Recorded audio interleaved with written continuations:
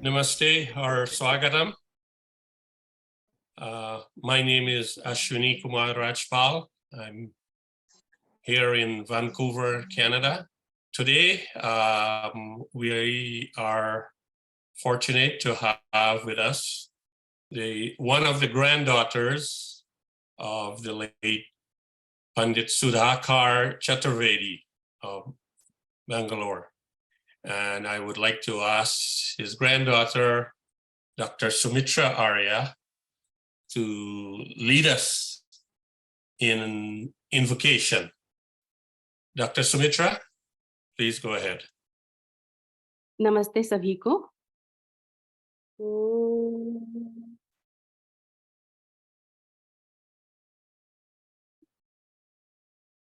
ओम भूर्भुवः स्वः तत्सवितुर्वरेण्यं भर्गो देवस्य धीमहि धियो यो नः प्रचोदयात्।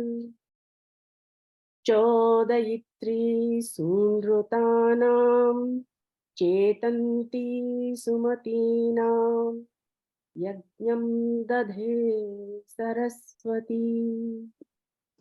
ॐ अभयं मित्रादभयममित्रात् अभयं ज्ञातादभयं पुरो यः अभयं नक्तमभयं दिवानः सर्वा आशा मम मित्रं भवन्तु। ॐ संगच्छध्वं संवदध्वं संवो मनांसि जानतां देवाभागं यथा पूर्वे संज्ञानानुपासते। सब मिलकर चले और बोलो सभी ज्ञानी बनो। ओम शांति शांति शांति। नमस्ते। Dhanyavad, Dr. Sumitra. Well done. And now I would like to ask Dr. Anand Sharma to give us a little input about this lecture. Dr. Anand Sharma? Yes. Thank you, Ashwini ji.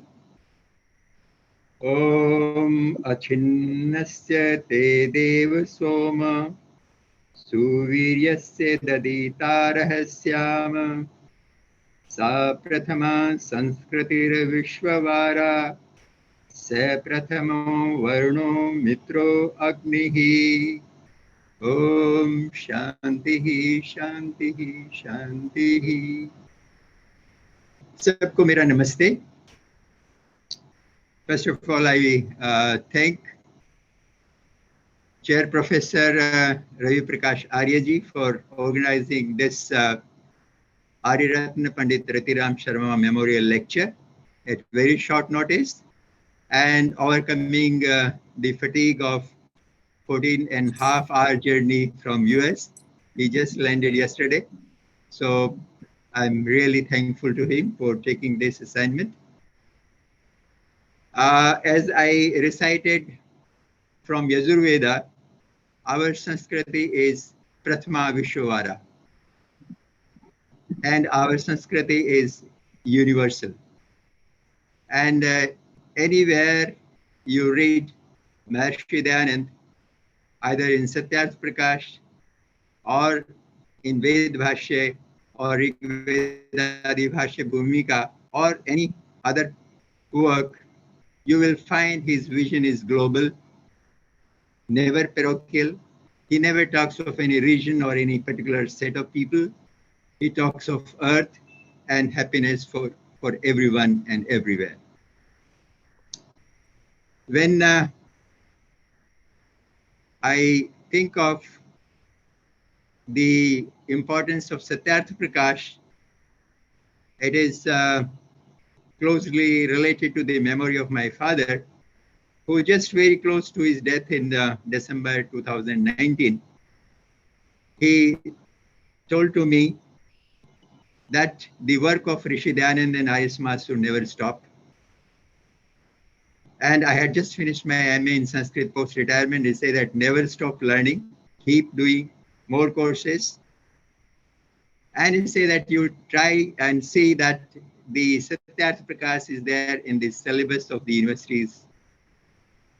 So it was his burning desire that the message of Satyarth Prakash and Rishi Dayanand should be spread globally. And in that direction, we tried to meet certain authorities in the universities.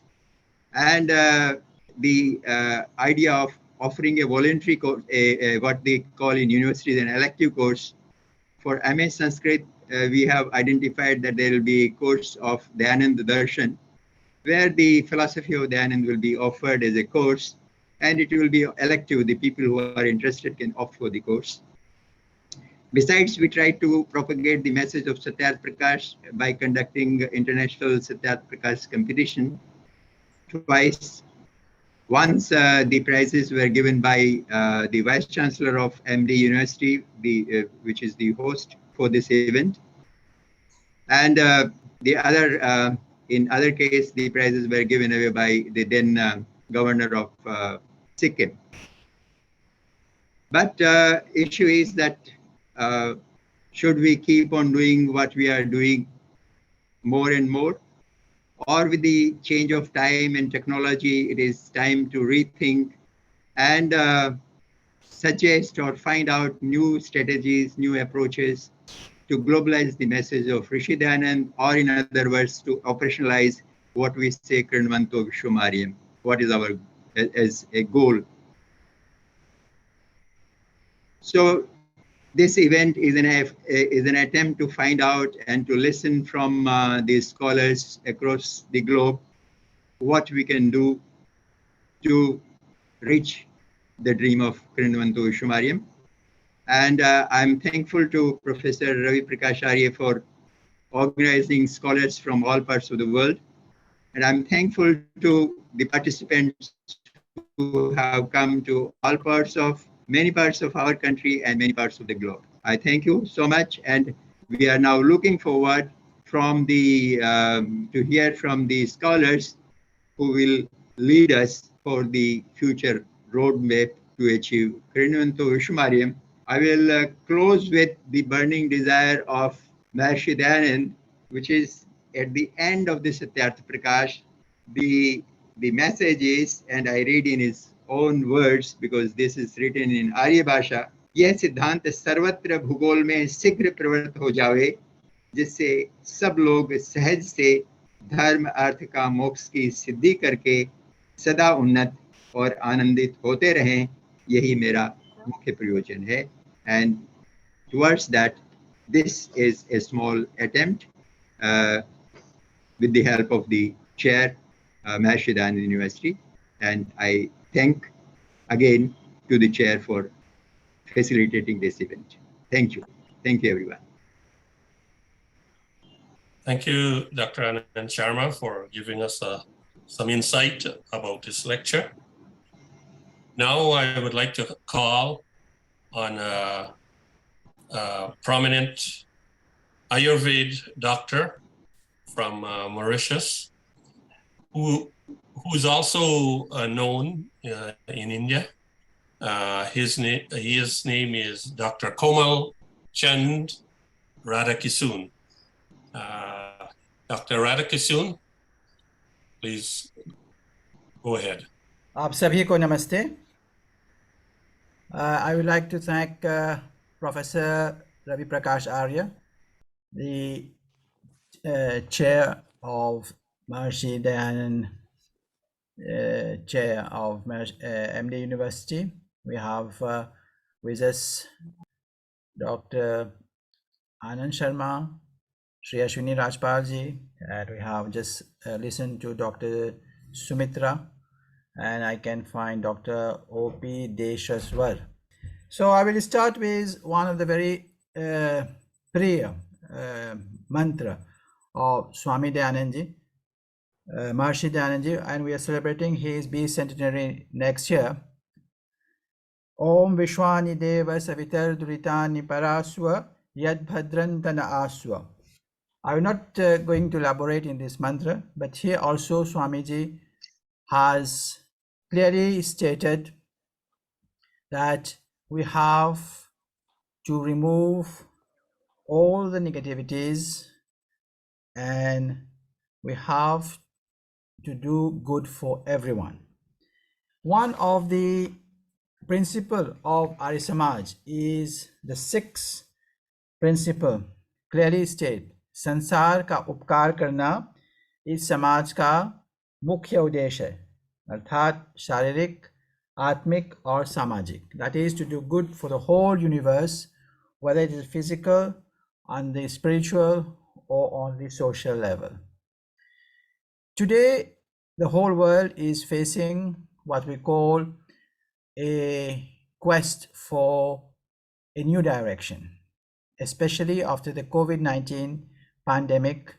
All of us have been a bit astray and are a bit just like a ship without going without any direction and without any rudder, and we are thinking whether we're going to sail safe or we are going to just wreck somewhere.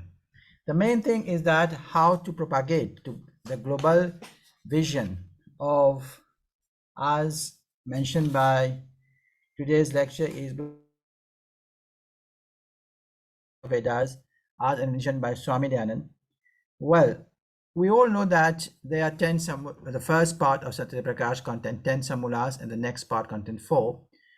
What we have to do, the language, to make it globalized, we have to make some simplified version of each samulas and try to translate it in very common languages like English, French, German, so that the accessibility for whole world will be there.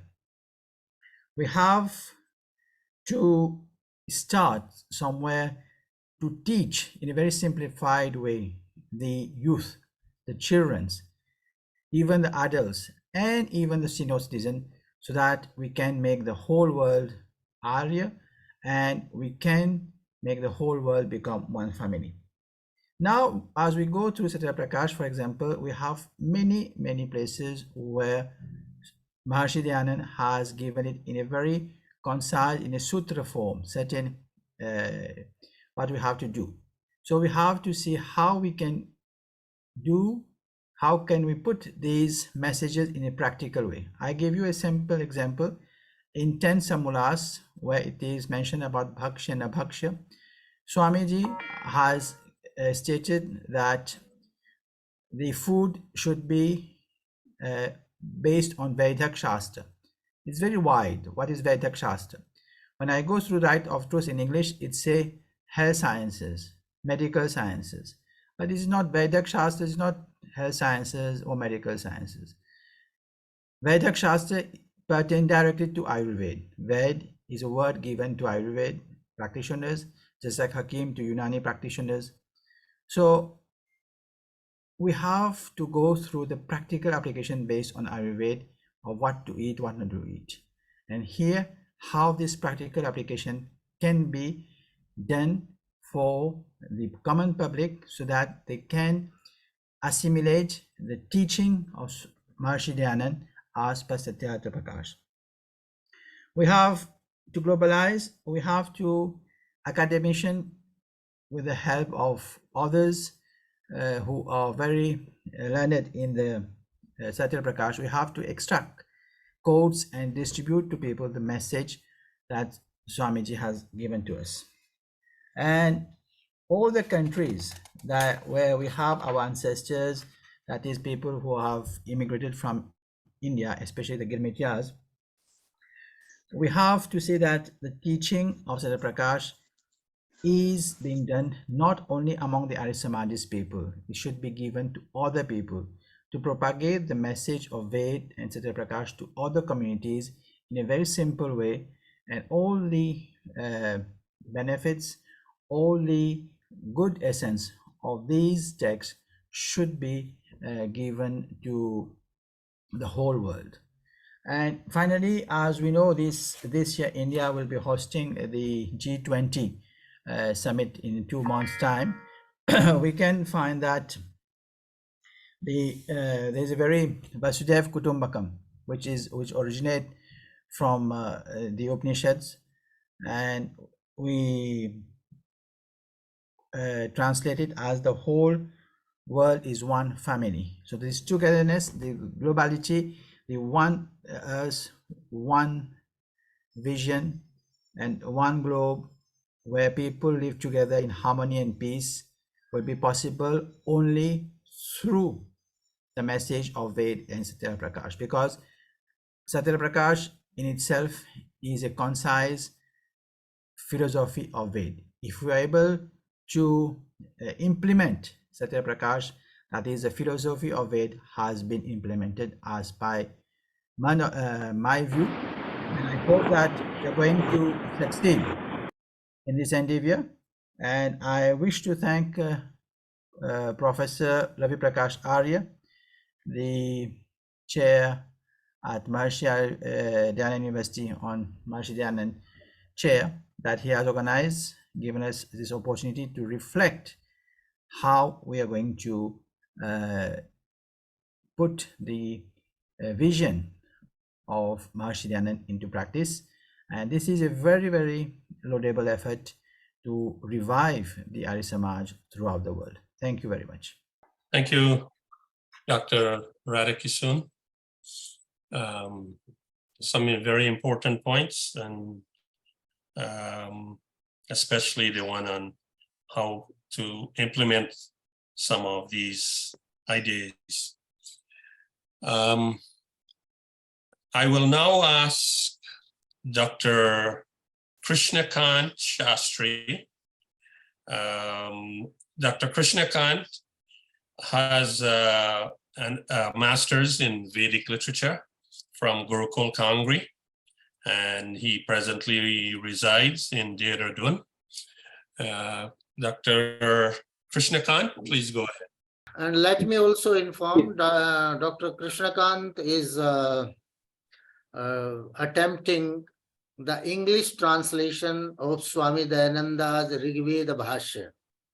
Whatever in detail Swami Dayananda has given in his Rigveda, he is doing that English translation of his Rigveda Bhashya.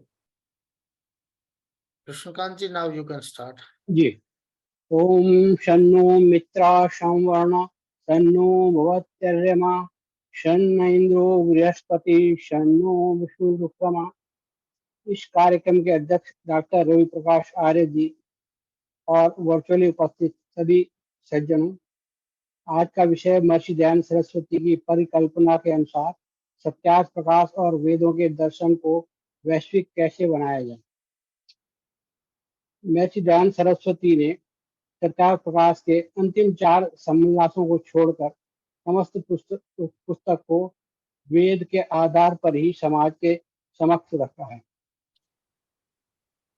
हम जब इन बिंदुओं पर विचार करते हैं तो यह देखा गया है कि इसमें धर्म की अवधारणा, शिक्षा आदि पर विचार किया गया है और सतत ब्राह्मण का एक वाक्य आधार बनाया गया है, मातृमान पितृमान आचार्यवान पुरुषो वेदा। मैं अपने इस छोटे से वक्तव्य में पालकों की शिक्षा के बारे में ज्यादा विचार करूंगा, क्योंकि ये कहा गया है कि catch the bird when it is young.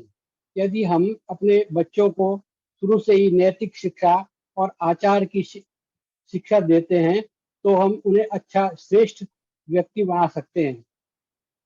कहा गया है कि बालक की शिक्षा में माता पिता और आचार्य का विशेष महत्व होता है।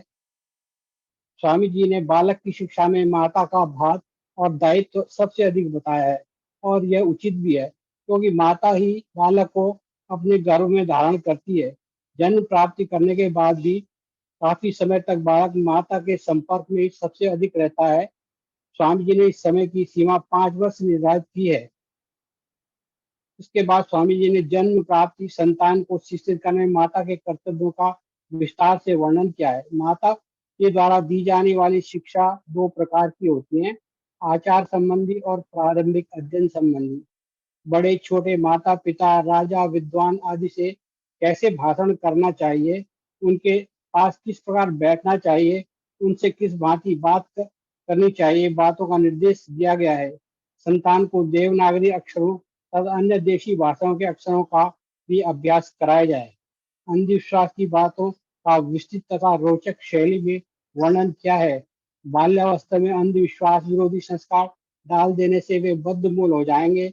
इसके अतिरिक्त माता का यह भी कर्तव्य है कि बालक बालक को वीर रक्षा का महत्व बताए। वीर रक्षा का महत्व जिन शब्दों में माता पिता बताए, उनका भी स्वामी जी ने निर्देश किया है। हमारे देश की में इस प्रकार की शिक्षा कोई माता अपने संतान को नहीं देती है, और नहीं पाश्चात्य सभ्यता में इस प्रकार की नैतिक शिक्षा दी जाती है। स्वामी जी ने कहा है कि बच्चों को लालन पालन में लालन का कोई स्थान नहीं होना चाहिए। एक उम्र तक ही लालन आवश्यक है, उसके बाद पालन भी अधिष्ट है। इस प्रकार आचार्य जी ने सामाजिक दृष्टि से बच्चों को एक उपयोगी और जिम्मेदार नागरिक बनाने पर बल दिया है। ब्रह्मचार्य आश्रम में शिक्षा का उद्देश्य बताया गया है। सबसे प्रथम जो ये बात समझने की है वह है कि वैदिक शिक्षा पद्धति में शिक्षा का केंद्र आचार्य शक्ति है। इसलिए वैदिक भाषा में गुरु को आचार्य कहते हैं, क्योंकि उसके द्वारा ही मनुष्य ब्रह्म में विचरता है और पूर्ण ब्रह्मचारी बनता है। ब्रह्मचार्य के आश्रम के बाद विवाह के में भी जो है लड़की और लड़के की प्रसन्नता और सहमति पर बल देने का के बारे में लिखा गया है। विवाह का मुख्य प्रयोजन वर और कन्या का है, माता पिता का नहीं, क्योंकि उनसे परस्पर प्रसन्नता रहे तो उन्हीं को सुख और विरोध हो तो उन्हें दुख होता है। इसलिए विवाह के जो पद्धति है उसमें वर और कन्या का भी सहमत होना बहुत आवश्यक है। गृहस्थ के भी कर्तव्य सत्याग्रह प्रकाश में बताए गए हैं, और सत्याग्रह प्रकाश के 5वें सम्मोल्लास में वानप्रस्थ और संन्यास के बारे में भी कहा गया है, और कहा गया है कि प्राणी इस जगत में अपनी इच्छा से नहीं आया, परंतु अपने कर्मानुसार आया है, और संसार में आने का जीवन उद्देश्य है कि पूर्व में किए हुए कर्मों को भोगते हुए धर्म, अर्थ, काम और मोक्ष की प्राप्ति करे। इस प्रकार अन्य सम्मोल्लासों में भी सृष्टि का निर्माण आदि भी नवम और दसम सम्मोल्लास में उसका वर्णन किया गया है। इस सृष्टि का निर्माण और वेद की आवश्यकता क्यों महसूस की गई है। महर्षि दयानंद सरस्वती 8वें सम्मोल्लास में ऋग्वेद के मूल के मंत्रों के आधार पर कहते हैं कि यह सब जगत सृष्टि के पहले अंधकार में ढका हुआ था। रात्रि रूप में जानने के अयोग्य आकाश रूप सब जगत का तुच्छ अर्थात अंध पर उसके सम्मुख एक दशी आच्छादी था। इसके पश्चात परमेश्वर ने अपने सामर्थ्य रूप से कार्य को कार्य कर दिया। सब सूर्य आदि तेजस्वी पदार्थों का आधार जो ये जगत है, उसका एक अद्वितीय पति परमात्मा इस जगत की उत्पत्ति के लिए एक पूर्व ही विद्वान था, जिसने पृथ्वी से लेकर सूर्य पर्यंत सारे जगत को उत्पन्न किया है। महर्षि ऋग्वेद आदि भाष्य में लिखते हैं कि हम जीवों के लिए ईश्वर ने जो वेदों का प्रकाश किया है तो उसकी हम पर कृपा है। महर्षि वेदोत्पत्ति का प्रयोजन बताते हुए कहते हैं कि परमेश्वर हम लोगों का माता पिता के समान है।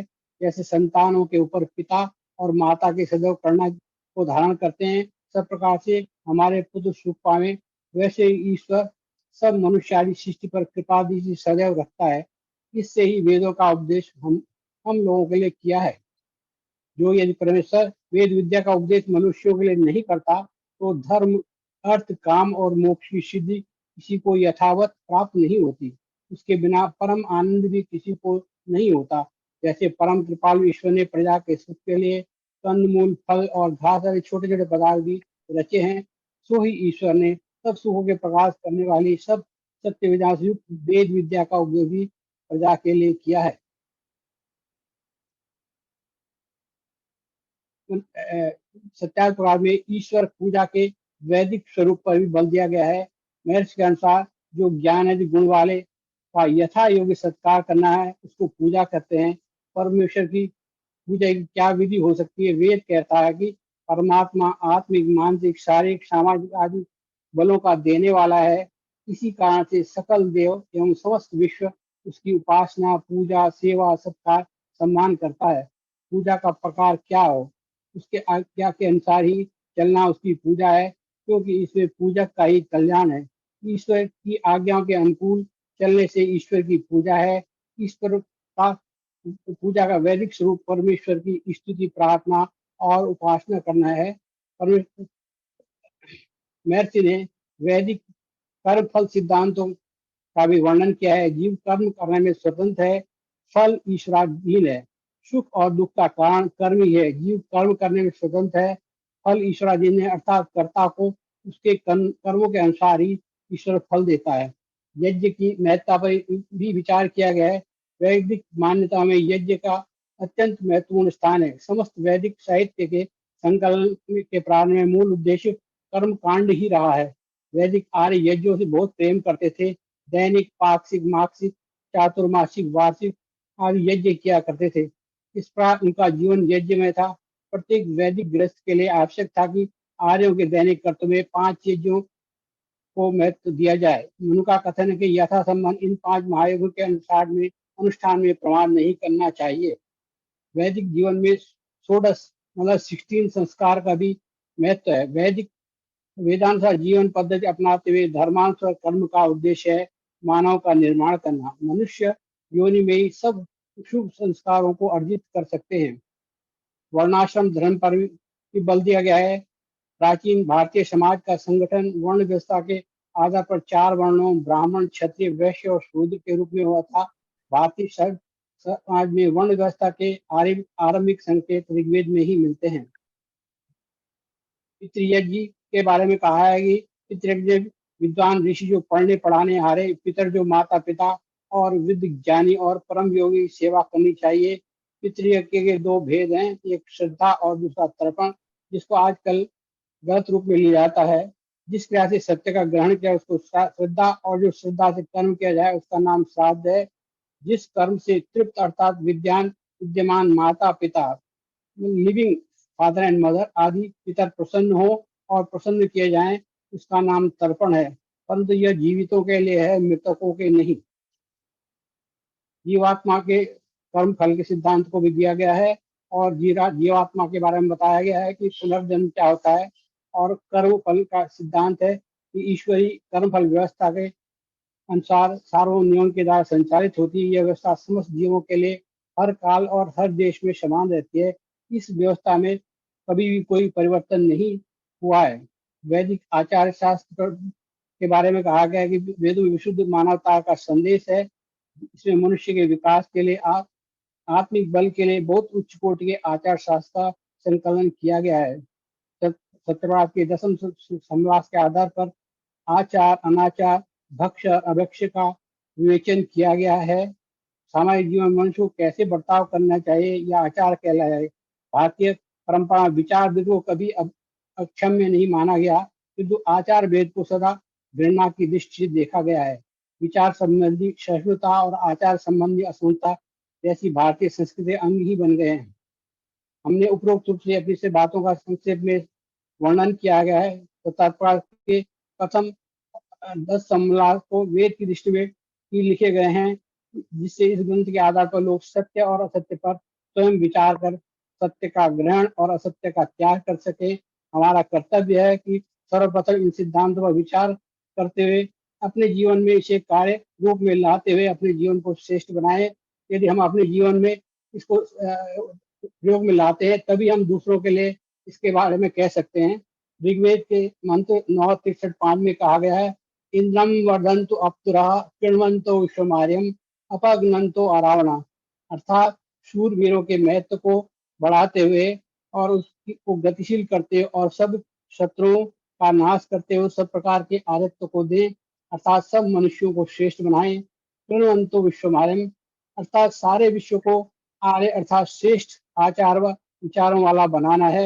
यह लक्ष्य तभी पूरा हो सकता है जब सब लोग मत मतांतरों की वास्तविक स्थिति को जानकर ईश्वर द्वारा प्रेरित वेद में निहित विचारों को सब लोग जाने, अपनाए और उन पर आचरण करें। तभी हम सत्याप्रकाश और वेद के दर्शन के संदेश को वैश्विक बनाने में सफल होंगे। इसी के साथ में अपनी वाणी को विराम देता हूँ। Om Shanti. Dhanyavad, Dr. Krishnakant. Dr. Ravi Prakash, can I ask you to maybe give a brief summary of Dr. Krishnakant's talk in English? Yeah, Dr. Krishnakant, he just highlighted all the salient features of Satyarth Prakash, and he was telling that how the education system that has been described in Satyarth Prakash, education is the very basis, foundation of a human being. If a child is not given good education, he cannot emerge as a good human being. So whatever system Maharishi Dayananda Saraswati has given or suggested in Satyarth Prakash, that is the true education system, that is the true education to be given to a child, because education without moral values, ethical values, and spiritual values has no meaning for a human being. And a human being without all these moral, ethical values is as better as an animal. Only these moral, spiritual, human values, they are going to distinguish a human being from animal beings. And similarly, so many other themes of Satyarth Prakash he highlighted, that if these things and all these teachings are adopted, then only a new world can emerge where everybody can live happily. Because Maharishi Dayananda, at every stage, Maharishi Dayananda's total vision is the globalized vision itself. And it is not his vision, because the Vedic, the word Veda itself is a globalized world, and whatever dharma, artha, kam, and moksha, all these things, these are for all human beings, not for a particular human being or for a particular class of persons like that. So whatever Maharishi Dayananda has given in Satyarth Prakash, whether it is in the first chapter, whether it is in the second chapter, or in the third, fourth, or fifth chapter, and even in those last 4 chapters, they have been dealt with, or they have been analyzed by Swami Dayananda. All these matantaras and all these religious sects that have doing their work or functioning in this on this globe, they need to be reformed, because and in view of that global perspective, and if they are not going to be reformed, then a global perspective cannot emerge, because they are going to divide lines, they are going to divide human beings into different segments. So that is why whatever effort Maharishi Dayananda did, it was just to from a global perspective, he wrote Satyarth Prakash, and he suggested all those activities to be taken by us. And even the Vedic teachings, they themselves are global, just like Radha Kishudji, he is also quoted Vasudhaiv Kutumbakam Samano Mantra Samiti Samani Kiranavanto Vishwamaryam. All these words, whatever Vedas, they are highlighting, that is towards the global, for the global perspective also, and from the global perspective, everything has been stated. So briefly, Dr. Krishnakant, he was just trying to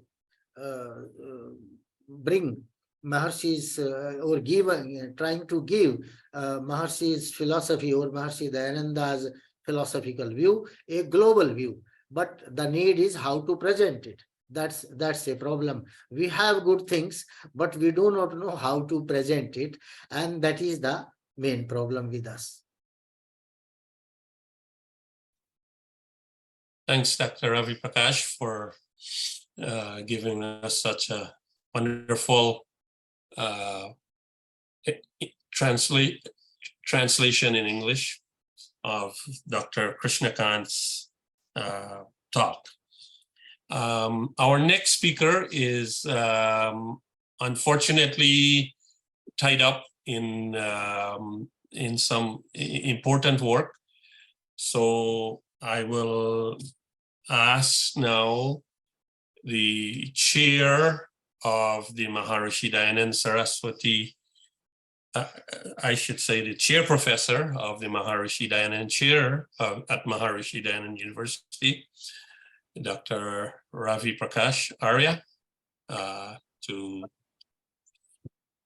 go ahead and give us your talk today.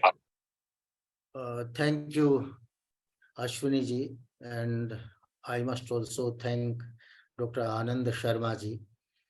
He keeps reminding from time to time, doing various activities relating to Maharishi Dayanand Saraswati and Vedas.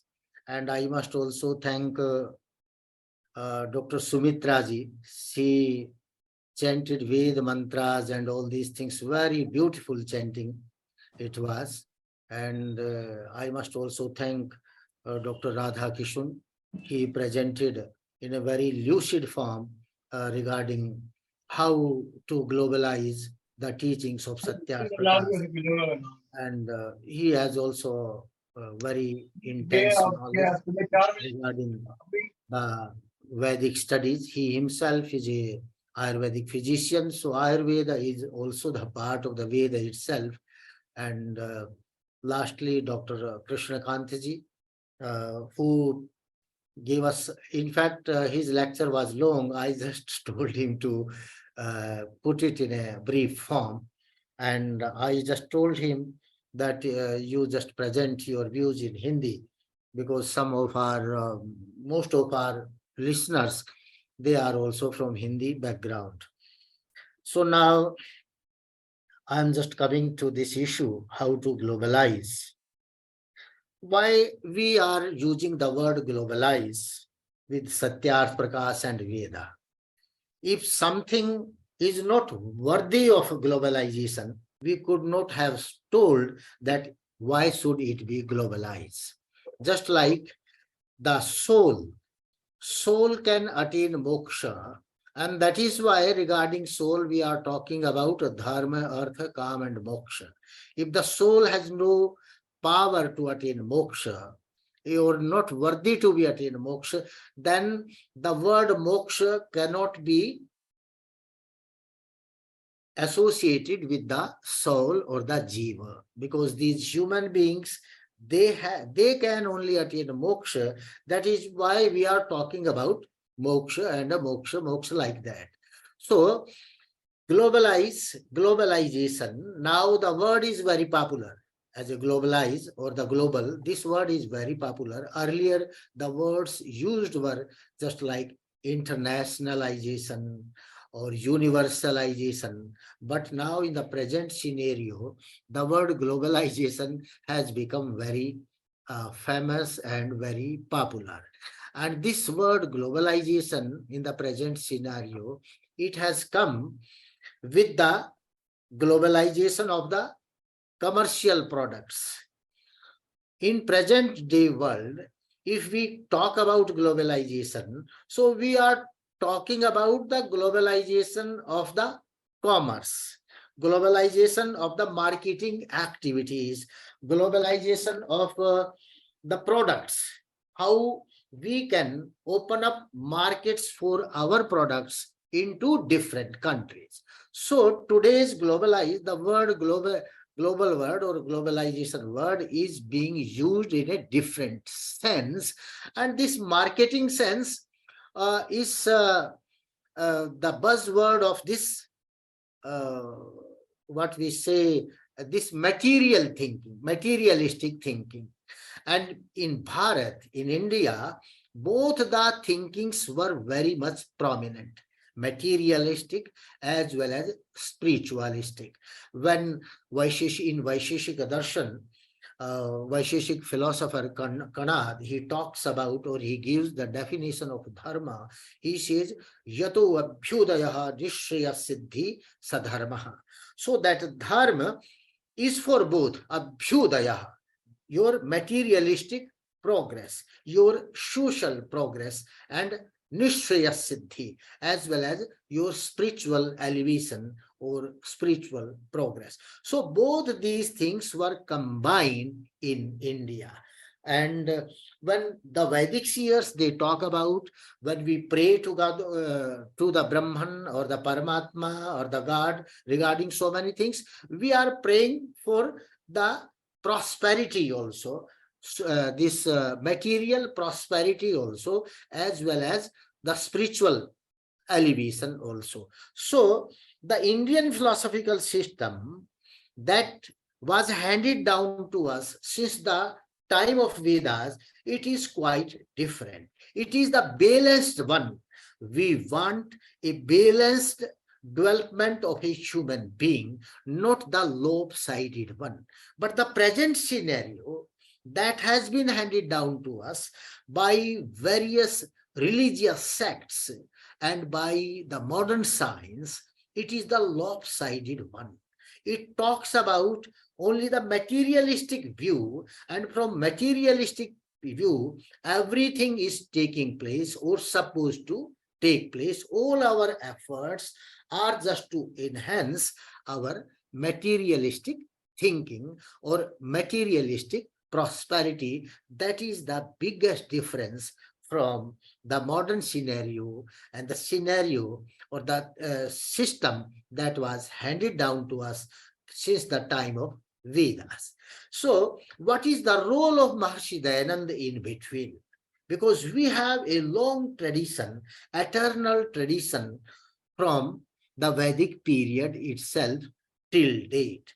So what is the main role of Maharshi Dayananda that is to be considered? Maharshi Dayananda came on the scene of India in the 19th century. In the middle of the 19th century, he took birth, and he played a very pivotal role during till 1993. From 1893, from 1824 to 1893, his role was very remarkable. And that was the period of darkness. And what the Veda mantra says, Tamasoma Jyotiragamayah Mrityurama Amritam Gamayah. So this state of affairs was quite eliminated by that time, and we were living in a state of utter darkness. We were deprived of the real Vedic vision, the real value system that was handed over to us by our great seers of this land. So at that time, Maharshi Dayananda, he took the lead, and first book, when he roamed about the whole country, he was facing at one hand, at one side, the foreign rulers, and another side, the enemies from inside, from Indian society itself. Then whatever he found throughout in the country itself, based upon his assessment of the system and the scenario prevalent in our country, he thought of writing the book Satyarth Prakash. Generally, this book is being translated as Light of Truth, but the actual meaning, actual intended sense behind given this title was something different. Maharshi Dayananda intended to write Satyarth Prakash. Satya Artha Ka Prakash means the light on the true meaning, on the true significance of the Vedic concepts, whether those concepts were philosophical concepts, whether those concepts were the social concepts. Our society was caste-ridden society by that time, and the whole of the Indian society was divided on the basis of the castes, and the Britishers, they were taking a benefit of this system, and they were just trying to rule India on the system of divide and rule. This country was divided at that time along the lines of the religious sects, along the lines of the caste, and then that time Maharshi Dayananda came. And he told, we are not the inheritor of this caste system. We are the inheritor of the Varna system, and Varna system is not the caste system. Varna system is the different from the caste system, and Varna system we inherit as per our guna, karma, and swabhava, from on the basis of our qualities, on the basis of our karmas, on the basis of our professions. That is, everybody can be Brahmana, Kshatriya, Vaishya, and Shudra. So this Varna system belonged to a human being himself. A human being, by his karmas, by his merit, he can be anything. He can be a Brahman, he can be a Kshatriya, he can be a Vaishya, he can be a Shudra. But the caste system, it was based upon the birth. A person, if he was getting birth in the Brahman family, he used to be called as a Brahman. So the entire merit system, it was taken away from a human being, and it was branded to him, and he was given some brand names. So this was the misgivings. These were the misunderstandings or misconceptions prevalent about the Vedic system. So Maharishi Dayananda revived that system, and he told, no, we are not the inheritor of this caste system. We are the inheritor of the Varna system. Caste system belongs to a particular society, but the Varna system belongs to the entire humanity. Any human being in the world, he can be called as a Brahmana, Kshatriya, Vaishya, and Shudra. And the very mantra of the Rig Veda, which says, Brahmano Vasya Mukhamashit Bahubhyam Rajanya Krita Yad Uru Tadasya Vaishya Padabhyam Shudro Vajayata. This mantra itself says, and this mantra belongs to the Purusha Sukta. The Purush, in one sense, it denotes Brahman. In another sense, the Purush denotes even this individual soul. So a Purush, the mantra literally also says that this human being is Brahman from his head. From his arms, he is a Kshatriya. From his belly or stomach part, he is a Vaishya. And from his feet, he is a Shudra. So similarly, the whole system was represented into the society. In society, the intellectuals, they were known as Brahman. The people who were doing this defense work, politicians, administrators, they were known as Kshatriyas. Traders, merchants, they were known as Vaishyas, and all producers, they were called as Shudras. Just like a human being can stand on his legs or feet, similarly, a nation can also stand on the production. If there is no production, the nation can never prosper, and there is an all likelihood of its downgradation or fall. So similarly, at every stage, then we came to the part of dharma. By that time, the people, they started associating dharma with a religion. And today also, we translate religion, the word religion, as a dharma. It's not, religion cannot be a dharma, and dharma cannot be a religion. These are two entirely different things. Religion is a sectarian bias, the communal bias we have if we call ourselves as a religious person. But if we call ourselves as a dharmic person, that is a different thing. Dharma is the set of moral, ethical values, knowledge system, the duty of human beings towards the family, society, nation, and even to this environment. All these things, they are embedded into the word dharma. Whereas religion, the religions, they are dividing human beings, and they are the cause of the modern day conflict, the entire terrorism and all these things. What we view today, watch today, that is the result of religion. And in the 19th century, Maharishi Dayananda had a vision. His vision was a very futuristic vision, and he was well well ahead of his times. He was thinking that time, some 200 years ago, what is going to be happening. And so he emphasized upon dharma, and in Sandhya mantras also, and as Dr. Anand Sharma quote, that the last lines of Satyarth Prakash Maharshi Dayananda, he quotes there only the 4 words, dharma, artha, kam, and moksha. We know you go everywhere in this modern age, you just survey everything in this universe, whether the European countries are there, European philosophy, Western philosophy is there, another philosophical systems are there. None of the philosophies in the world, they ever talked about the objective of the human life. They never thought of that a human life, a human being can have certain objective. The entire philosophical systems, they only talked about eat, marry, and mate. And so this enjoyment, according to them, the primary objective of the human life.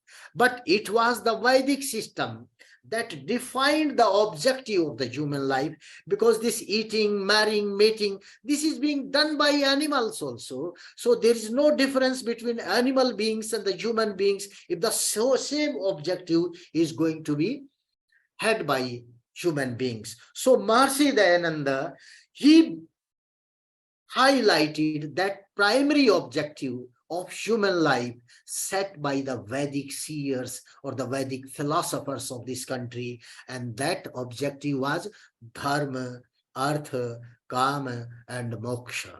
So dharma is the basis. It is the groundwork. So every human being, they have to undergo the process of dharma. Because if we won't undergo the process of dharma, then we cannot earn artha. If we want to earn artha, or the material means for our upliftment, that should also be based upon dharma. And if we want to fulfill our desires, those desires should also be controlled by dharma. Only those dharmic desires, not every desire you cannot fulfill. And this is how, following this path, we can attain moksha. So this was the philosophy Maharshi Dayananda put forward or placed before us. Earlier, we never thought of all these things. And he emphasized that education is must. As Dr. Krishnakant told, because education is the foundation of a human being. And he also quoted that mantra, that Upanishadic line, Matriman, Acharyavan, Matriman, Pitriman, Acharyavan, Purusho Vedaha. So the first educator is mother, the second educator is father, and the third educator is the teacher. And if all these 3 educators, they perform their duty well, then only a child can develop into a good human being. Because the sanskar of education, sanskar of dharma is very much required for a child to be transformed into a good human being. A child deprived of all these sanskaras, he can be a good animal being, or he can be as better as an animal who has no spiritual values, no moral values. And what is happening today? We are just seeing these wars and this old terrorism, all these activities. This shows the lack of education, the lack of dharma system, and the lack of Vedic philosophical system. So this Vedic philosophy is the universal one itself. If you apply each and everything of the Vedic philosophy, it will lead you to the globalization, the real globalization that is required, and not the material globalization that we are today pursuing. So, but the question is how to make this philosophy known to the whole world. That is the most burning issue today. And for that burning issue, certain points have been highlighted by my learned friend, Dr. Radha Kishun and Dr. Krishnakant also. They have highlighted. But what I want to say, first of all, no doubt you have a good philosophy. We have a good philosophy. We have the universal philosophy. We have a global philosophy. But if we want only a global philosophy can be globalized. And when it will be globalized, it is going to remove all other philosophies from the scenario. But the problem is how to present it in the global scenario. So the first thing is, as Dr. Radhakishan told, it must be presented in a very understandable language. Our presentation should be very good presentation, so that the listeners or whoever wants to go through this philosophy, who want to understand this philosophy, he can understand it. Because whatever was written by Swami Dayananda in 19th century, today we have entered into the 21st century. So that in most modern terms, its presentation should be there in most modern terms, so that it may touch the heart of the people and the people may understand it. We know all these 10 commandments, the 10 principles of the Arya Samaj. These 10 principles are not the principles of Arya Samaj. We should not say that these are the principles of the Arya Samaj. These are the principles for human coexistence on the globe, propagated by Arya Samaj, propagated by Vedas, and pursued by Maharshi Dayananda through the form of Arya Samaj. The every principle is the global one. Whether we say Satya Asatya ka vichar, everything should be done with the view of whether it is true or not.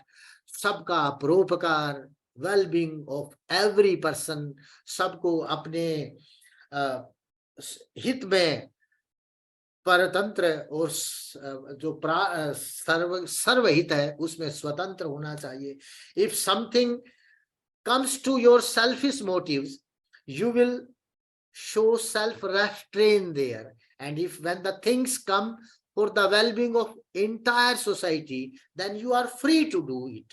But when the things come to your own selfish interest, you will have to be go in a very restrictive way. You cannot be free, because sometime if you are doing something, it may be blocking the benefit of some another person also. So if these commandments are followed, and if these 10 principles are made the principle of UNO, I think the whole misery, the whole conflict from this world will be removed.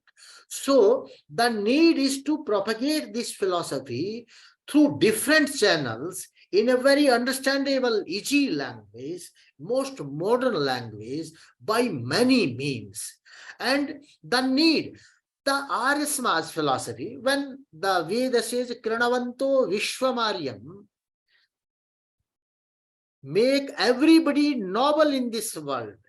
Just like the Britishers, when they came India, they used to say white man's burden. It is the burden of the white man, because this white man is ruling the entire globe. So they were thinking that it is our burden to make the people civilized. But in Vedic period, it was the burden of the Vedic people, burden of the Vedic seers, and that is why they declared Krinavanto Vishwamaryam, let the whole world be civilized. It was the burden, it was our burden, and it has been reflected by Manusmriti also. Etad desha prasutasya sakashad agrajanmanah swam swam charitram shiksheran prithivyam sarvamanavaha. That the human beings who were born in this country, first of all, it is their duty to give education, moral education, education of the character to the whole world. So it was Vedic people's burden, it was Vedic seers' burden to civilize the whole world. And their meaning of civilization or globalization was different from what we are pursuing today. So the need is to globalize this from different channels. And RSMAs, whatever RSMAs, activities of RSMAs, they should not be done in the name of RSMAs. Even in activities of the RSMAs, every human being, the people from different parts, from different faiths, they must be allowed to participate, because the concept of RSMAs is the global concept itself. And if we are doing activities of the RSMAs only for RSMAs, we are not going to globalize it. So our activities, our representation, it should show that we are doing all these things for the humanity at large, not for the Arya Samaji fellow beings. What I just view today, what I find today, most of the activities that are being led by Arya Samaj, only the participation of Arya Samajis is there. And instead of highlighting those global values, the global human values, or the moral, ethical human values, we are more emphasizing about the RSMA's activities itself. In fact, all RSMA's activities, they are meant for globalization itself. They are meant for the global activities. They should be the global activities. So very concept, if we want to do something, if we want to globalize something, if we want to universalize something, then the process of globalization, the process that we want to follow to achieve that aim, that should be also the global process. And then only the dream of Maharshi Dayananda, it may come true. Maharshi Dayananda never thought that RSMAs will also emerge as a sect. And today, the position of RSMAs is that RSMAs is also one among the many sects prevalent in this country as well as in the whole world. So now for RSMAs also, the concept of dharma has turned into the concept of the religion itself. So our language, our activities, through our literature, by making temples, by making all these things, nothing can be globalized. The idea is the strong thing. And you know, the Indian culture, it survived through the onslaught of the various invasions by the foreigners, because of not these temples. All these temples, they were converted, they were demolished. All statues, they were demolished. But the idea that was there with the people, it was inherited by the people. It was the main cause of our survival. And if we are empowered with the knowledge, there is the power. Knowledge is also the power. Just like this power, wealth is also the power. That is the materialistic power. The knowledge is also the power. Every human being, every Indian, and every person in the world who wants to follow this Vedic philosophy or universal philosophy, he must be empowered with the knowledge of the Vedas and our Shastras. And for empowering, the necessary thing is that our teachings, the teaching of the Vedas, the teaching of our other Shastras, and even the teaching of the Satyarth Prakash, they must be presented in a very lucid, easily understandable form, so that the people, they may understand it and they may get empowered. Whether you are hungry, but if you have the knowledge in your brain, nobody can convert you. You can be killed, but you won't have any fear. But because that fear comes from within. And when a human being is empowered with knowledge, that fear is gone, and you will become a brave man. We have seen our history, how the brave people were there. They never bowed down before any invaders or any other foreigners, but they stick on to their laws and principles. But the cowards are those who don't have the knowledge, who are not empowered with the knowledge. This rich, this prosperity, these material things, this money, dollar, rupees, they are not the real empowerment. No doubt for your mundane life, they act as the empowerment, but the people, they may lure you, they may also attract you to the wrong side with this power of the wealth. But once you have the power of knowledge, nobody can attract you, nobody can govern your mind. So that is most important thing. So today, if we want to globalize this whole system, because Satyartha Prakash is the essence of the Shastras, is the essence of our philosophy. Maharishi Dayananda has not written anything from his own viewpoint. He has given more than 5,000 references in the Satyartha Prakash, and every step he is quoting Manusmriti, other Niti Granthas, Vedas, Upanishads, Shadadarshanas, grammar, everything is quoting, and he's trying to establish before us those value system, that value system that was invented by Vedic seers for the benefit, for the well-being of humanity at large, not for one single person or one or a human being of a particular geographical boundary. So this knowledge is the boundless. It goes beyond boundaries, and it is universal. It can be applied in all times, all climes, and all regions, all human beings, irrespective of their caste, creed, birth, religion, or race, whatever we call. So this is the global, no doubt, the knowledge, but its method of propagation should also be the global one. Till that time, we are not going to adopt the global method of for this globalization of the global knowledge. Till that time, it cannot be globalized. It will remain confined to our houses, to our homes, to our families, no doubt, but it cannot make it reach to other persons. So through seminars, through conferences on the Vedas, Indian value system, Indian philosophical system.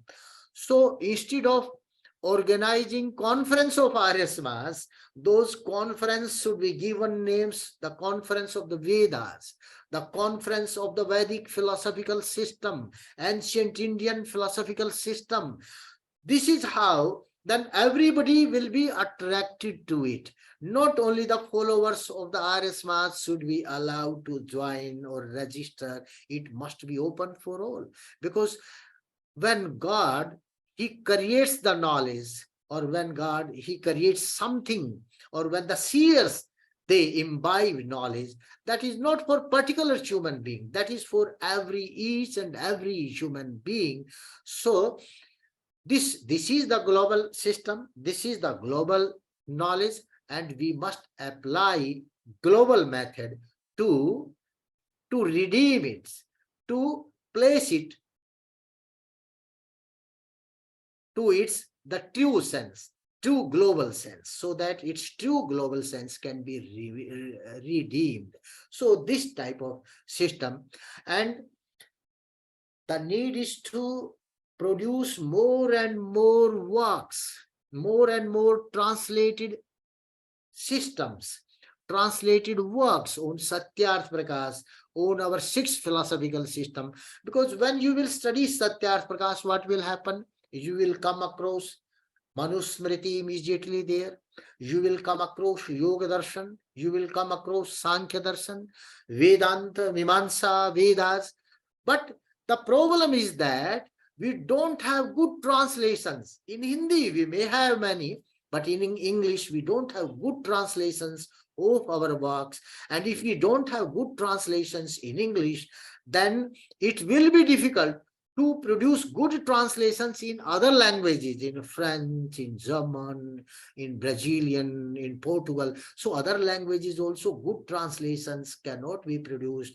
And so far as the good translations cannot be produced, this knowledge cannot make its reach to the outside world, to the other countries. It cannot go across the boundaries, because the people, they won't be able to understand it. And when the knowledge is not understandable, we must think that it has been logged in the room, just like a thing logged in the room. It cannot, nobody can have access to it. Similarly, if the knowledge has not been produced in easily understandable, most modern terms, it remains logged to its confined, and the access to it is very difficult. Let me tell you one thing. There is no need for the propagation, for the efforts of doing globalization. If we are able to present it in most modern, easily understandable terms, it will globalize itself. It is going to strike the mind of each and every human being. Because in this scenario, where the conflict is at peak, everybody wants to have peace. Where the misery is there, everybody wants to get rid of the misery. And Maharishi Dayananda is talking about this misery, superstition, removing all these things in the 19th century. But today, the things have become more complex. All the things, all these superstitions, these miseries and all these things, the conflicts, they are growing more and more. They are growing. They are not going to subside. They are not going to reducing. So the need is, because today is the era of problems. So many issues are there. Global issues are there. All those global issues, they must be addressed through the teachings of the Satyarth Prakash. There must be a team of scholars who are going to present, who are going to address each and every, whether it is global issue, whether it is local issue, whether it is a regional issue, whether it is national issue. It must be addressed with the teachings of the Satyarth Prakash, so that the people, they may find their burning issues, their solution in the Satyarth Prakash. Number two, we must also try to address the present day problems in view of the Vedas and Maharishi Dayananda's teachings. All three things, if we bring together, and why we call the Vedic philosophy as envisioned by Maharishi Dayananda? Because Vedic philosophy, it was misinterpreted. It was misconceived by scholars, and some scholars, due to preconceived notions, they were trying to apply their own meaning to the Vedic philosophy. So it's interpolation free, addition should be there, interpretation should be there, what Maharishi Dayananda did. So that was the true interpretation. So Satyarth Prakash is also, its meaning is also the true interpretation of the Vedic system of philosophy, Vedic cultural system. So until and unless we have the true knowledge of our philosophy, we also be bound by, or we will also be influenced by the misconceptions, misunderstandings. Everybody now, they call yajna as the sacrifice. But yajna is not a sacrifice. There is no corresponding word for yajna in any other language of the world. This is the particular word. We must use yajna as the yajna itself. It is the technical term. If we want to define it, it cannot be translated within one word. We must define it. So just like the papa, punya, Timely, again and again, these words have been used, even Satyarth Prakash and in our old text. Pap is not the sin. Pap is a different thing. And when we study Bhagavad Gita also, the pap has a different connotation, different meaning. What our actions that are causing the downfall of a human being. And what is downfall? What is the patan of a human being? If a human being in the next life, due to his karmic sanskaras, is going to take birth in the lower species, that is the downfall of the human being. That is the patan of the human being. So all those actions that are causing the downfall of human beings, they are known as papa karmas. And all those actions, they are causing our elevation, the spiritual elevation, spiritual upliftment. Those are called as punya karmas. So all these definitions, Maharishi Dayananda at every step in Satyarth Prakash, he has given these definitions. The need is to follow those definitions in their true sense. And in the last 4 chapters also, Maharishi Dayananda, he writes in the 19th century, matantras, that I am giving the views of several these sectarian religious sects. He's not calling them dharma, because whatever the religious sects, their heads, these presidents or their heads, whatever they will say, their follower will also follow the same thing, and they will do the same thing. That is why at many places Maharishi Dayananda says कि विद्वानों में भ्रम उत्पन्न होने से सामान्य लोगों में भी भ्रम उत्पन्न हो जाता है. इसलिए विद्वानों को जो कंटेंशियस इश्यूज हैं वो सामान्य जनता के सामने नहीं लाना चाहिए. उनको मिल बैठ के उनको उनका solution निकालना चाहिए. If there are some disputed points among scholars, they must not be highlighted among common men. And this is how the common men will also get confused. They must be resolved among those scholars themselves, so that no misgiving is being given to the people, to the common man in the society. And because if this type of confusion will be created, then we cannot progress intellectually. And that is why, that is what the aim of Maharishi Dayananda was there in writing behind the Satyarth Prakash, so that the true meaning of our philosophy, the true meaning of our cultural system, that can be made understood, made known to the people. So that was the primary objective. And the Satyarth Prakash was also written in the very framework of the Vedic philosophy. Just like I told, dharma, artha, kam and moksha. So the elevation of human life, the first chapter, it is being devoted to the names of the God. Because in Vedic system, when we do whatever we do, it is to be done with the Mangalacharan, with the pronouncing, with reciting the name of Om. So in the first chapter, Maharishi Dayananda recites the name of Brahman, and its various names have been highlighted over there. Then starting from the birth of the child he's talking about, because the human being, it's when the child is born and you will try to inculcate sanskaras, that is not fruitful. The foundation itself, when you are going to conceive the child in your mind and in your biological system, then only you must do the planning for the child. And that planning, if it is done rightly, then everything will be very nice. You are going to get a good human being, a divine being you are going to get in your house. And when the child is born, the chapter has been devoted. How to educate him, how to give an education to him, and who can be his best teachers. Nobody tells no philosophy in the world tells that who can be the best teacher. That has been told by Swami Dayananda based upon the Vedas. And when the child, he becomes a good brahmachari, he comes out from his brahmachari ashram, then the 4 ashramas are there. Then he will have to go to the grihastha. Maharishi Dayananda says, yes, if you are divinely inspired, you can directly from brahmacharya ashram, you can go to the sannyas. But if it is not there, then there is a next step for you. You enter into the grihashrama, grihastha.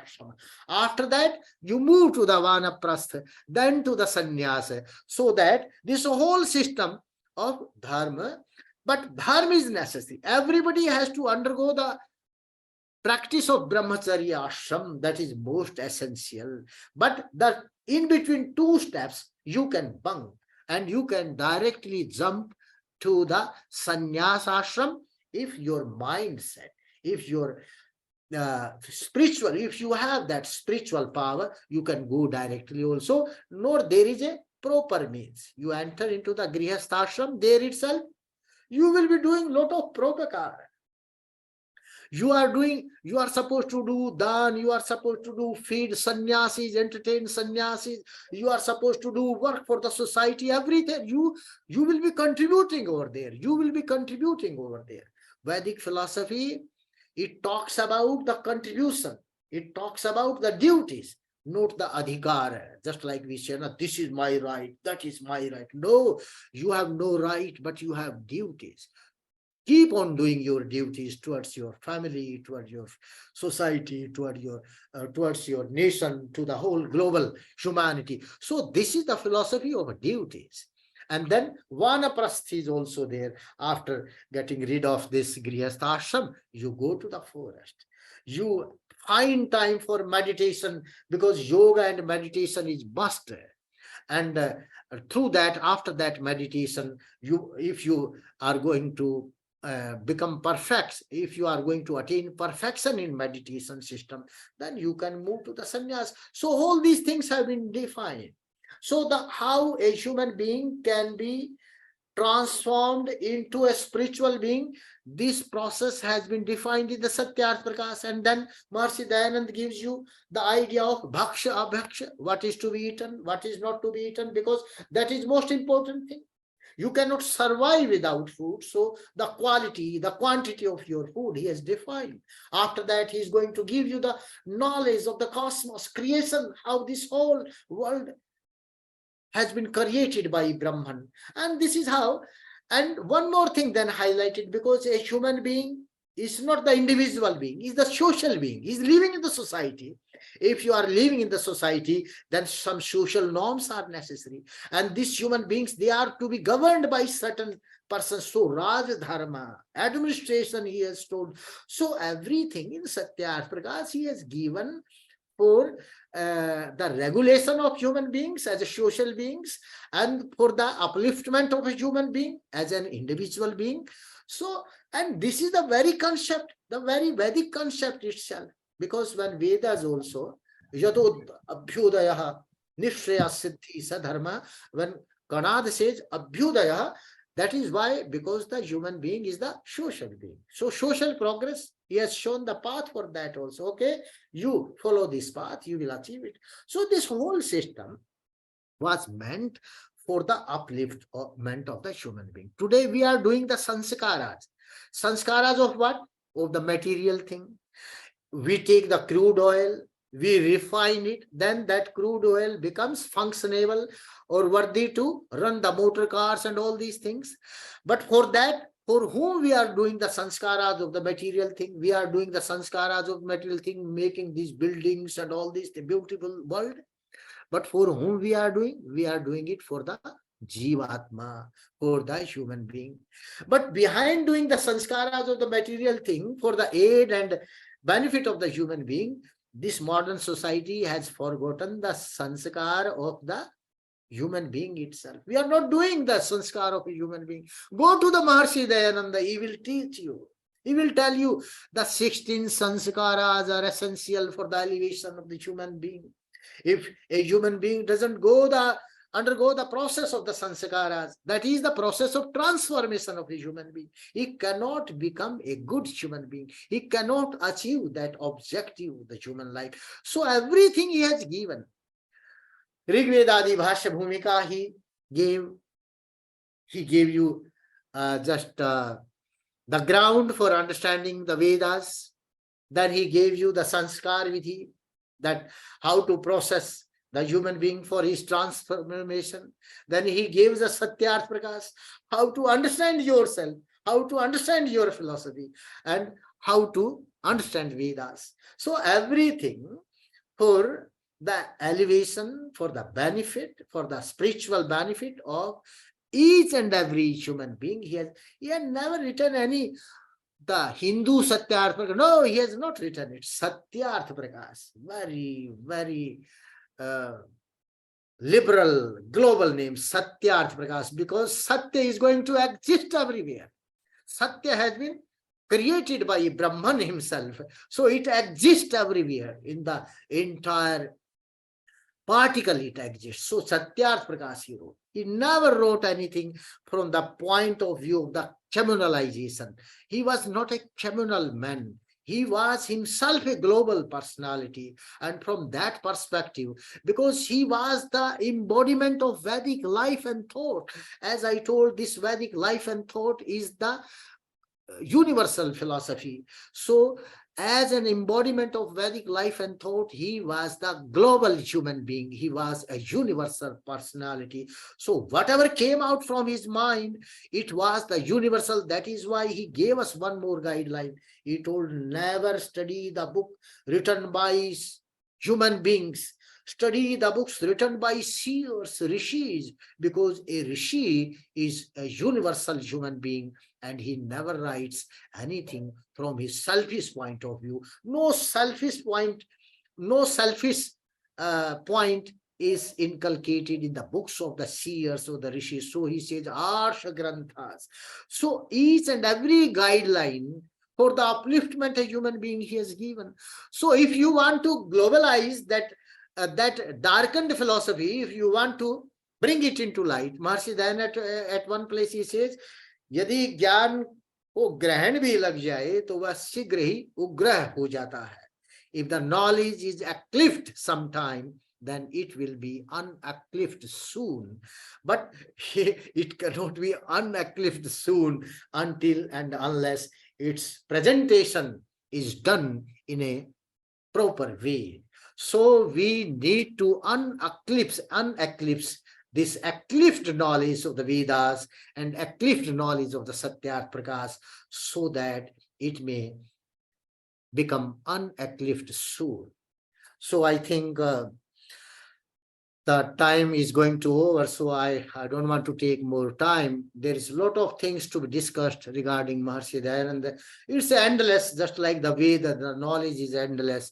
And I find the Maharishi Dayananda's character, Maharishi Dayananda's personality is endless. It cannot be understood so easily. And if you go to Satyarth Prakash, every time you read Satyarth Prakash, you will find new things. So this is what is happening today. Also, the need is to go through these granthas and again, and we must, so that we may redeem its very objective. Thank you. Okay. Thank you, Ravi. A lot of important points to ponder and implement. And hopefully we'll have some good suggestions later on. Now, I would like to call on another native son of Mauritius. He's now an Arya Samaj missionary, currently based in Houston, Texas. And I would like to ask Acharya Ramdev Mukunlal to give us his talk. Acharya Ramdev, please go ahead. Om Namaste, everybody. Because I don't see me on the spotlight, I see myself only on the corner there. Can you please bring me on the spotlight? Yeah, you are on the screen. You are on the screen. We can see you. Yeah, thank you. Okay, Atmiya Bandhu, siblings in soul. Very interesting. I won't repeat what has been told before me, and just going direct to the subject of bringing the Satyarth Prakash on the global level. Our approach we have the best product in terms of spirituality in this world, to bring spirituality as spiritual reality in our daily life. And this is what will make us realize the objective of human life, Manur Bhava Dairyam Janam, raise ourselves, our lives in terms of being real human beings, and then move onwards on the path of the four Purusharth till Mukti. We have this best product, but how and why, even 150 years after, we've not been able to reach the whole world with it. Though we see some of the universal concepts like rights to education, rights of children, rights of women, democracy and everything coming into the whole world. But nowhere the source is connected, the Vedas. Our approach, I think, will be, we've been acting in total ignorance or mere putting aside principle 5A, 9 and 10 of the Arya Samaj. The first, Priti Purvak, we've always focused on Yatha Yogya, giving Mut or Jawab, the blunt reply.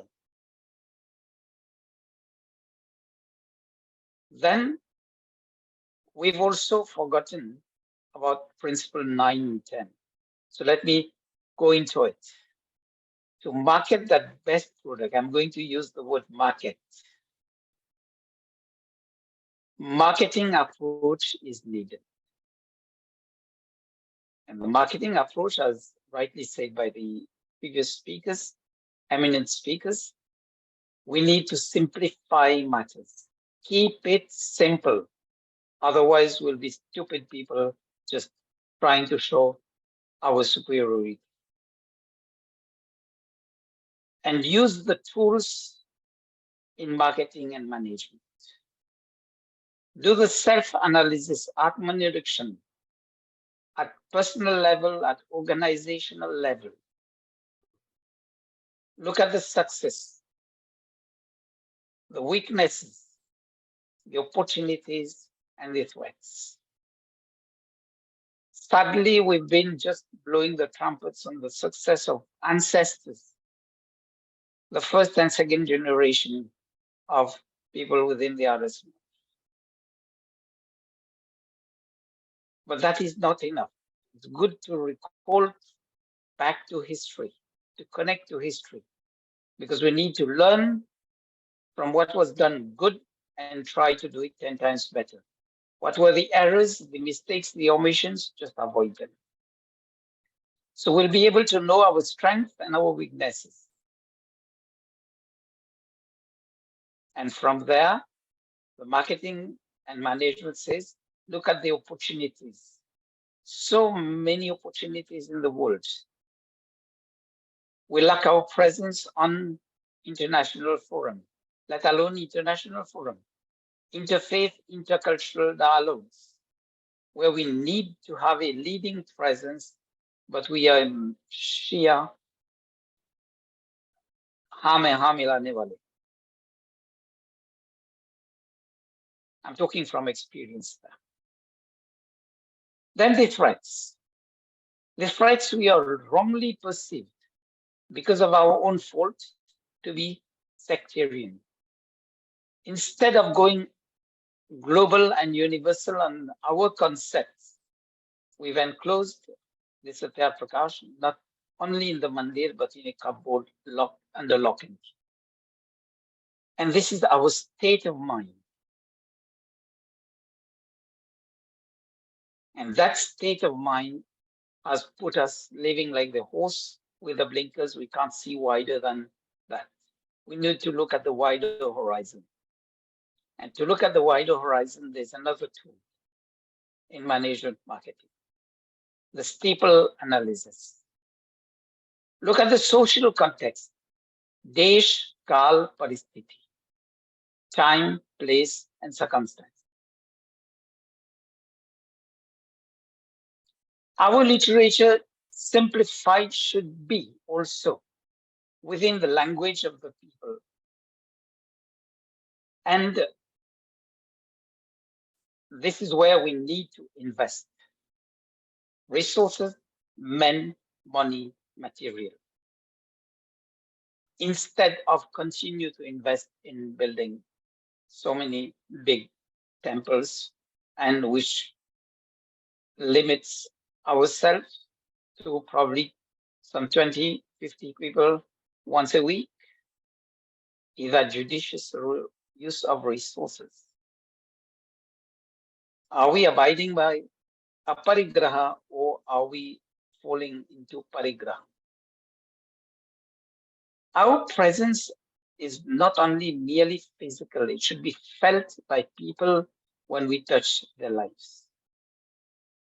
The second is technology, use of technology,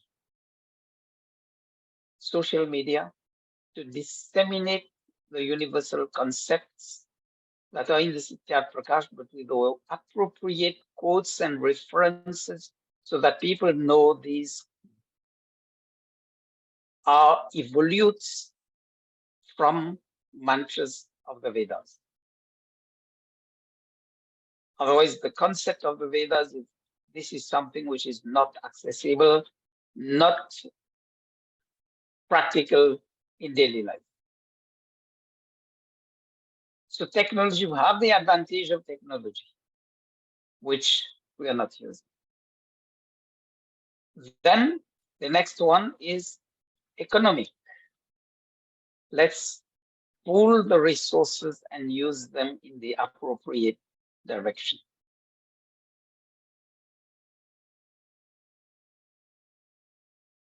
In the times when the Arya Samaj was created, still under British colonialism, resources were limited, not as much as people have today.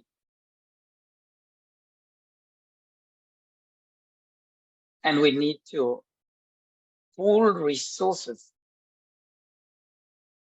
and create the appropriate economic environment so that scholars can work full-time, dedicated to the propagation, putting the literature, putting this, and especially one important point, we need to develop continuous development programs, CDP, which is very in vogue, en mode today in the whole world, across NGOs, across business organizations, across international forums, connecting people back to their source knowledge.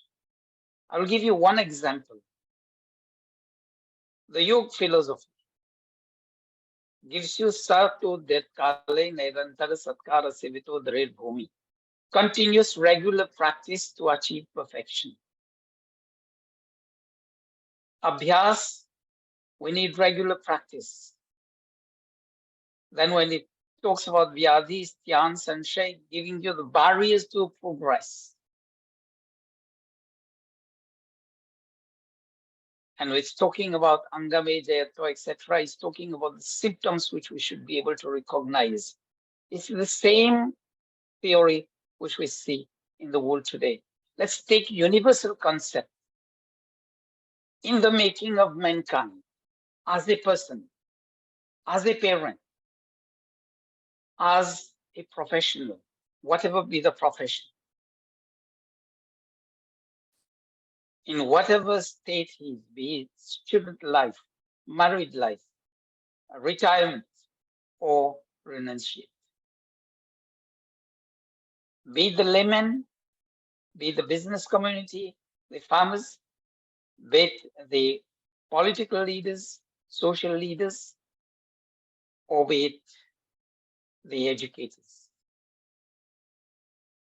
We can tailor-make these continuous development programs. And through these, we'll be opening the doors of educational institutions for where we these programs would be an indirect way of bringing the Satya Prakash to people. Then the environmental. And environmental is not only the air, the water, and everything that we breathe, but we should look at how we function. Is it adapted to the modern times? The dissemination, the way we disseminate education. We should probably come from a larger perspective and then filter it down to just like the funnel. And from the larger perspective, this we need to look at the universal concepts. And larger perspective, to bring it, let's not bring the Satya Prakash from chapter 1 to 14 in that sequence. Likely the chapter 1 is frightening because it's difficult to understand. Let's take chapter 3. Let's take the Bhumika with the mode of methodology of correct understanding. Akanksha, Yogyata, Asakti, and Tatparya. With a learning process, Shravan, Manan, Nididhyasan, Sakshatkar in Swadhyay. If we bring these things, we'll be able to fit in the proper environment. Then political environment.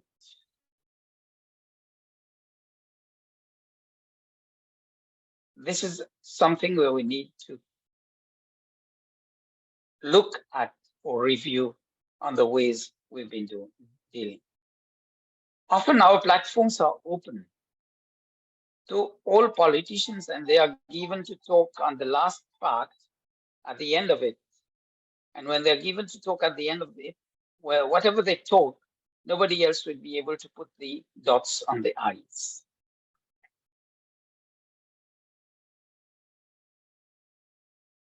Our institutions shouldn't be platforms for politicians to do their own propagation. It should be a platform where they join in as learners to our program. And the other part of it, legal. Some people will say, in the name of secularism, not to offend people, these are things that need not be taught. Yata dagre vishamiva is the same policy from the Gita which Maharishi Dayananda has brought into the Satya Prakash. Pehle vish ki tarah dikhta hai. It seems like poison. But when people will understand it correctly, then they will see the nectar flowing out of it. And the last point, E, is ethical. This is where we have the edge. The 10 tenets of Dharma. Dharma ke 10 niyam jo hai. Or take it niyam from yoga philosophy. These are totally universal, which nobody can deny. So if we take it baby steps, one step at a time, let's say during this year, we need to put a larger picture, a larger goal, but break it down into smaller goals. And probably the first step of bringing the smaller goals is to disseminate Dharma, the 10 tenets of Dharma, as really universal and really secular because it applies to all. There's nothing which is limited either to Hindus or to Arya Samaj there. So breaking the larger goal into smaller goals and working on them one at a time, probably if 10 groups are working on 10 different sub-goals, we'll reach 10 goals within 1 year. We need to empower groups of people to work on the strategies and work out the tactics, and surely we'll be able to meet success. ध्यान के लिए धन्यवाद. Namaste. Thank you very much, Acharya Ramdev ji. Some, I guess, important suggestion there for us to think about. We can take the large goal and break it down into smaller sub goals, and we will achieve the objective. Anyway, it is now time. We will take a few suggestions or comments or feedback or questions. Please go ahead. Yes, Radhakishanji, you want to say something? Yes, it has been a very nice experience to listen to all these expose about how to implement globally the vision of Swami Maharshi Dayanand.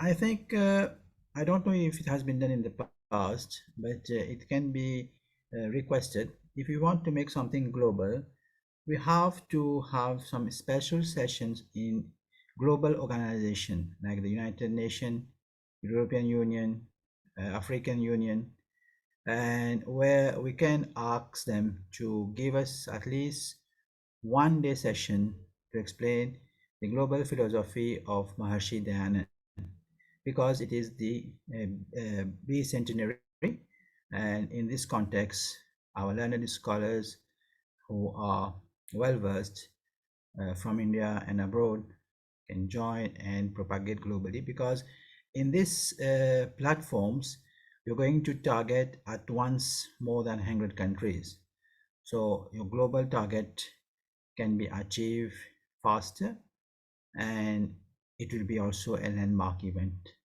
not for Maharshi Dayanand, for Arya Samaj people, but for India itself, just like it has from one session has been able to make Yoga International Day of Yoga and global event now since the past 9 years.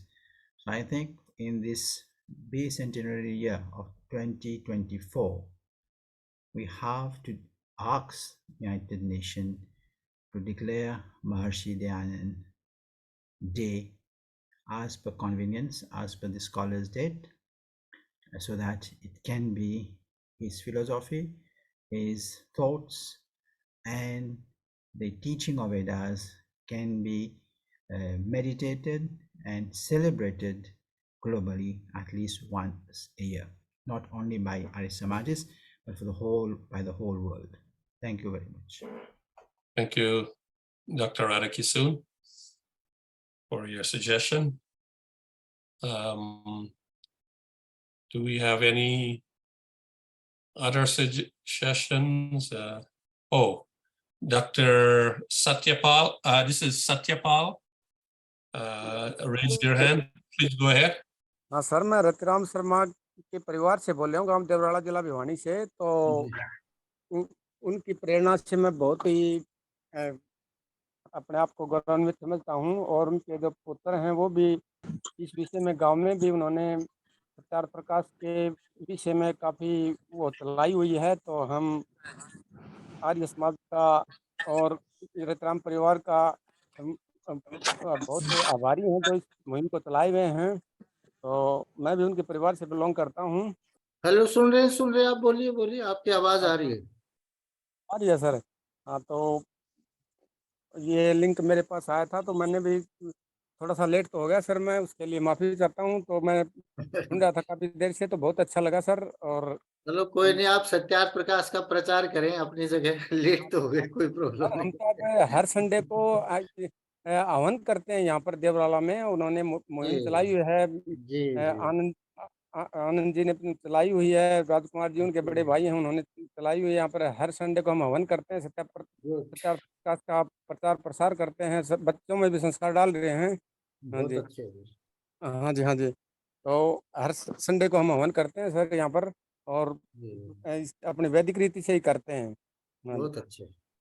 हाँ जी, तो बड़ा अच्छा लगा sir आपका ये programme, और विभिन्न आचार्यों के जो भाषण सुने उससे भी बड़ा अच्छा लगा सर हमें। तो आपका बहुत बहुत धन्यवाद सर। हमें भी टाइम दिया बोलने के लिए आपने। Thank you sir. जी, धन्यवाद। ये आर्य कमल जी भी कुछ हाथ खड़ा किया है। सादर नमस्ते आचार्य जी। जी नमस्ते। हाँ डॉक्टर साहब, मैं मोहन गार्डन आर्य समाज में इस लिंक को देखकर जुड़ पाया हूँ अच्छा जी। और पेशे से ऑपरेशन थिएटर टेक्नीशियन हूँ दिल्ली गवर्नमेंट में।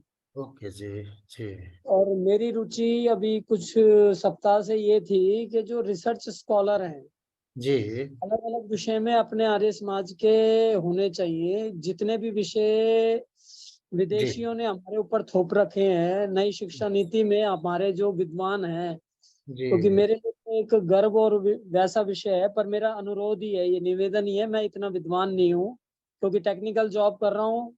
जी तो विद्या के वाहन पर जो हमारे विद्वान जगह जगह फैले हुए हैं, उनके द्वारा जो वर्तमान में शिक्षा नया शिक्षा बोर्ड है उसमें भी जो काम होना चाहिए, जो हमारे जी जैसे पहले क्रिया पर हमारा हमारा जो डेजिग्नेशन है ऑपरेशन थिएटर टेक्नीशियन, और वर्तमान में इसका कोई पाठ्यक्रम नहीं है। ये क्लैरिकल और नर्सिंग और सर्जन और एनेस्थेटिस्ट इन सब के मिले जुले कोर्स को पढ़ के इसमें जी बीएससी एमएससी कर रहे हैं।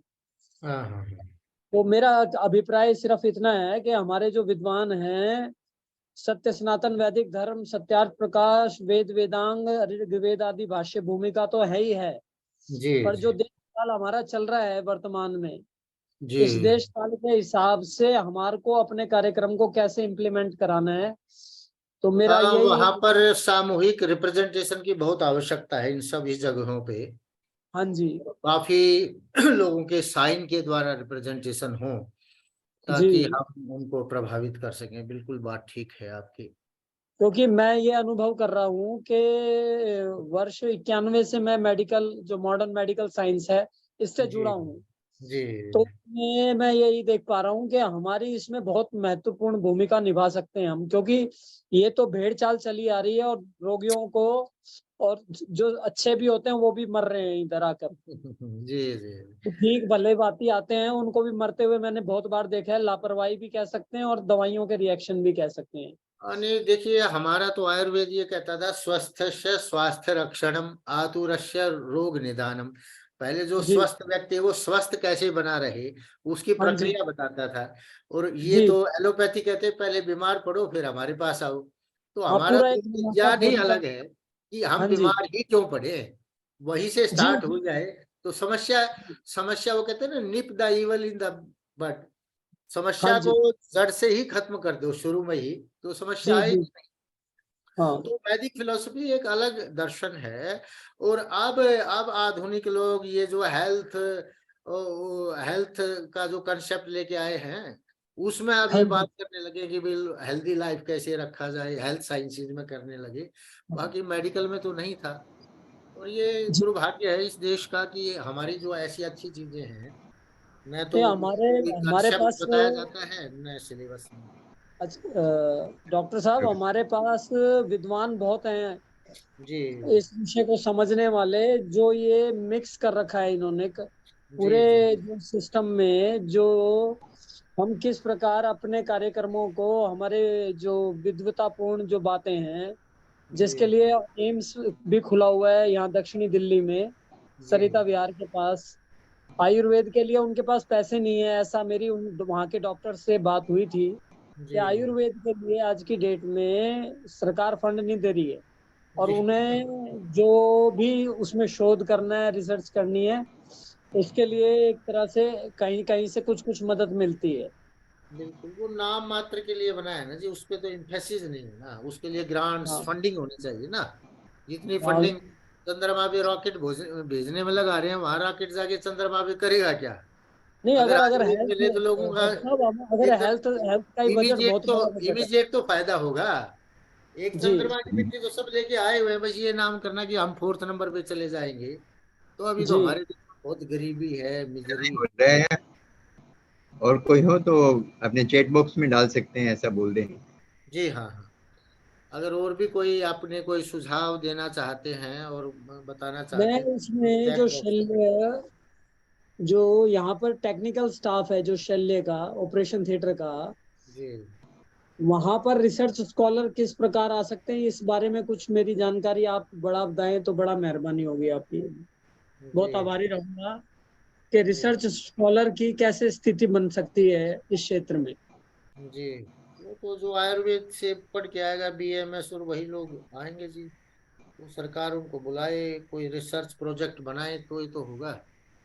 जी, और फंडिंग ही नहीं तो फिर रिसर्च स्कॉलर भी कहाँ से ये तो आएगा। नई शिक्षा नीति है, इसमें हमारे जो वैदिक विद्वान हैं वो कैसे उसमें सहभागिता या भागीदारी निभा पा रहे हैं या निभाएंगे या कैसे, क्योंकि स्वामी रामदेव जी भी इसी से जुड़े हुए हैं।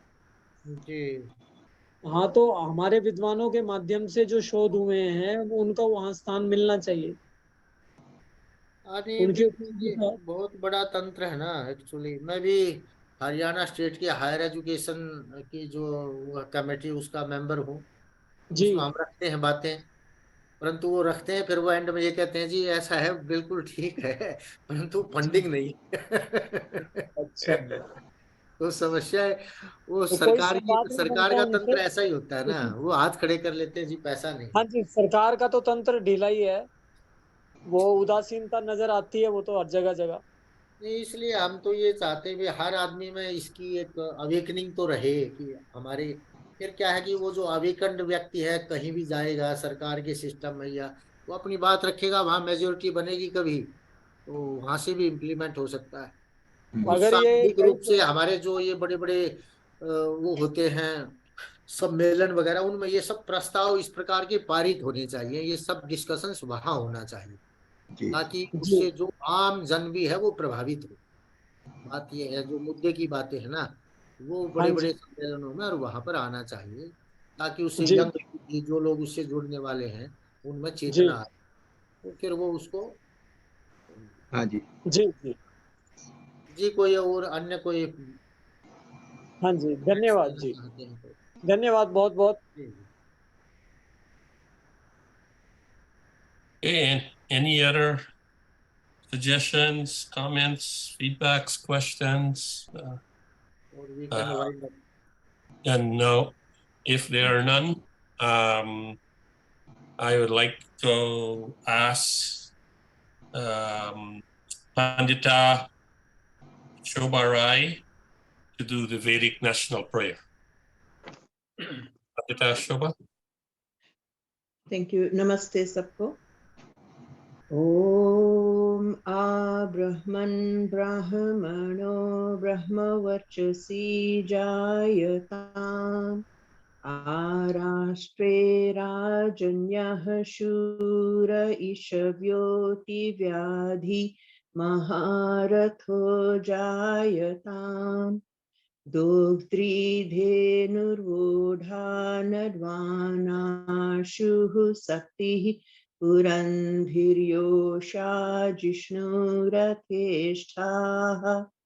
सभेयो युवास्य यजमानस्य वीरो जायताम् निकामे निकामेनः पर्जन्यो वर्षतु फलवत्यो न ओषधयः पच्यन्ताम् योगक्षेमो नः कल्पताम्। नमस्ते। Thank you, Pandita Shobha. And last but not least, I'll ask Pandit Vishnu Ramsarup from Trinidad to do the shanti pad. Pandit Vishnu. Namaste, everyone. Can we all take a position of prayer, please? Om.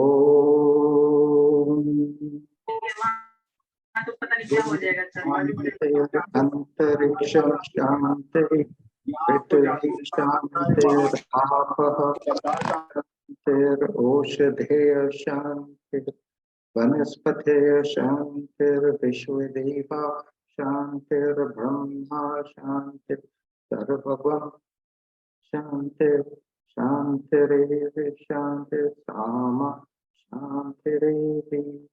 Om Shanti Shanti Shanti. Namaste. नमस्ते, सबका बहुत बहुत धन्यवाद, आप हमारे साथ जुड़े और इस सभी को कार्यक्रम सादर को नमस्ते। सफल विजय बनाया। शर्मा भीलवाड़ा की ओर से।